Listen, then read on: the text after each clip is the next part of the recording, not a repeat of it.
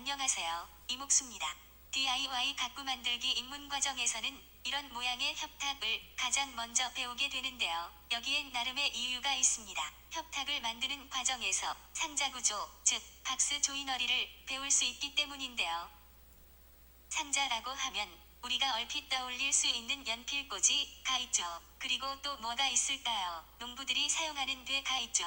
콩이나 쌀을 재거나 옮기는 그 되, 한 되, 두 되, 석 되 하는 그 되도 상자 구조입니다.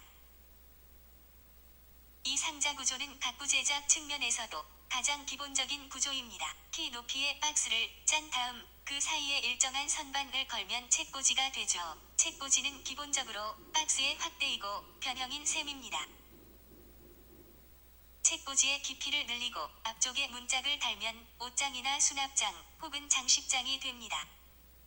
또 어떤 게 있을까요? 수평 방향으로 길다란 박스를 짜서 문짝이나 서랍을 넣으면 거실장이나 TV 받침대가 되죠. 침대도 사실 박스 구조로 짤 수 있어요. 매트리스를 받치는 프레임을 박스 형태로 만드는 경우가 적지 않거든요. 책꽂이, 옷장, 장식장, 서랍장, 거실장, 침대까지 상자 구조의 변형이거나 응용입니다. 그래서 상자 구조를 가구 구조의 기본이라고 하는 거죠. 그래서 협탁이 등장합니다. 지금 보시고 계신 이건 저희가 강좌용으로 모델링한 협탁인데요. 이 협탁은 최소 2개 이상의 박스로 구성되어 있어요. 일단 전체 틀, 메인 프레임이 박스이고 위쪽 서랍도 박스죠. 이렇게 협탁을 만들면서 2개 이상의 박스를 짜볼 수 있게 되는 겁니다. 그러면서 상자 구조를 이해하고 연습할 수 있게 되는 거죠.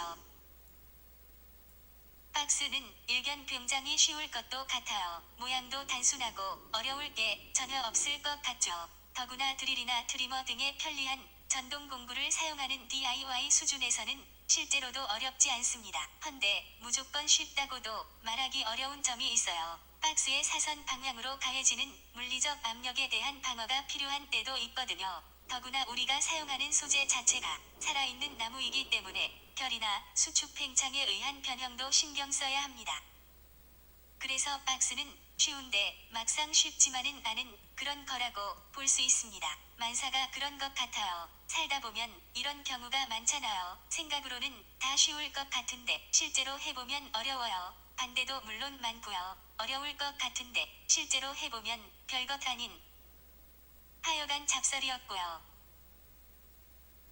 좀 더 자세한 설명을 위해 도해를 볼게요. 전체 틀, 그러니까 큰 박스는 대체로 이런 형태로 생겼어요. 홈을 파서 배판을 삽입하는 형태죠. 이런 것을 보통 널판 넣기라고 부릅니다. 상자 구조의 정통적이고 과학적인 부분이죠. 이 큰 프레임의 위쪽을 조각나무를 앞뒤로 댔죠. 왜 이렇게 할까요? 강좌를 통해 알 수 있습니다.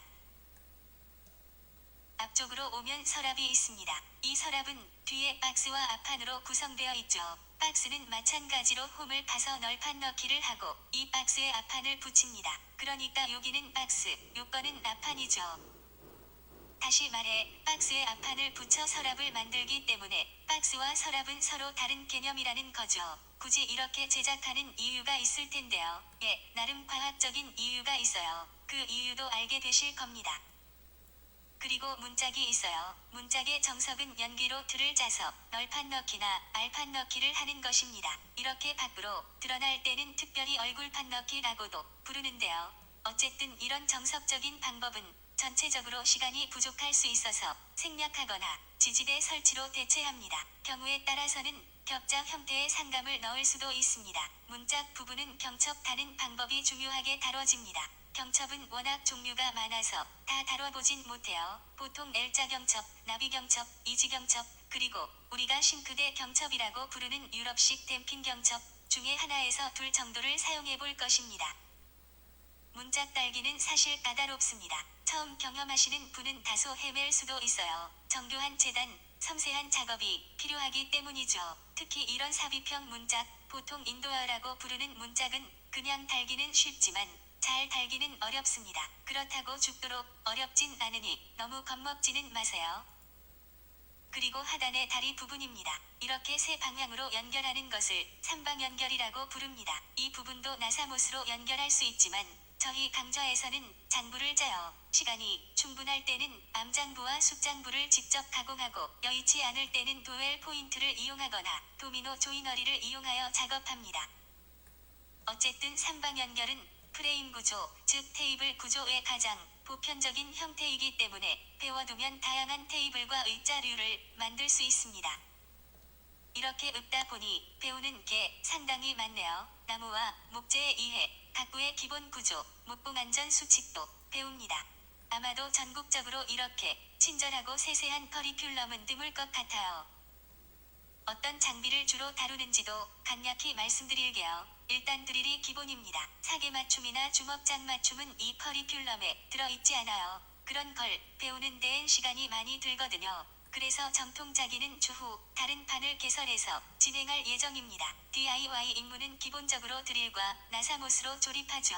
나사못은 한 개가 200kg을 버틸 만큼 장력이 있습니다. 드릴링은 나름의 기술과 과학이 있기 때문에 결코 조악한 기술로 지부될 수 없어요. 드릴 다음으로 트리머의 사용이 많습니다. 트리머를 가지고 암장부를 가공하거나 날카로운 각을 부드럽게 처리하는 법을 배웁니다. 드릴, 트리머, 샌더 등의 가벼운 핸디형 전동 공구를 위주로 배우는데 이런 가벼운 공구들만으로도 멋진 원목 가구를 만들 수 있다는 걸 알게 될 거예요. 이외 드릴 프레스, 각도 절단기 등의 중형 공구들도 다룰 것입니다. 우리가 진행하는 목공 입문 과정이 다른 수업들과 차별화되는 점이 여럿 있는데 재단을 강사가 다 알아서 해주는 식이 아니라는 것입니다. 보통 재단기 근처에 얼씬도 못하게 하지만 우리 수업은 그렇게 딱딱하지는 않아요. 재단의 맛을 볼 수 있는 것이죠. 물론 워낙 위험한 장비이기 때문에 강사의 안전조치나 참관이 뒤따릅니다. 마지막으로 입문 과정에서 사용하는 나무에 대해 간단히 설명드릴게요. 원목이나 목공에 관심 있는 분은 잘 아실 텐데 집성목이란 게 있어요. 공장에서 집성되고 가공되어 사용자가 쉽게 사용할 수 있도록 나온 나무입니다. 이게 보통 4-8 사이즈로 나오는데요. 센티미터로 치면 너비 120cm, 길이 240cm입니다. 저희가 디자인한 협탁은 높이가 약 50cm, 깊이가 약 30cm, 너비가 약 40cm인데 이 정도를 만들기 위해서는 4-8 사이즈의 집성목 반판 정도가 들고 그에 더해 45-45 각재 5분의 1 정도가 더 듭니다. 소비자가로 약 4-5만 원 정도의 나무로 이런 크기의 협탁을 만들 수 있게 되는 거죠. 저희 강좌의 수강료는 4회 15만 원, 6회 19만 원입니다. 재료비는 별도고요. 평소 목공을 배우길 원했으나 직장 때문에 어려웠던 분들을 생각해서 저녁반도 개설하고 있습니다. 토요일반과 일요일반도 있고요. 자유에 대해 간혹 생각합니다. 저는 진정한 자유는 스스로 뭔가를 만들어내는 일의 결과라고 생각합니다. 여기 있어 하면서 누군가에게 간단히 건네받을 수 있는 그런 건 살아있는 것이 아니니까요. 한 걸음 한 걸음 스스로 성취해야 하는 것, 그게 자유죠. 혼자 해나가지만 타인의 도움과 우주와의 협동에 열려있는 일, 그런 게 좋은 일입니다. 노동이면서도 창작인 그런 일이 좋은 일입니다. 좋은 일은 그 자체로 자유이고 휴식입니다. 목공도 그렇습니다.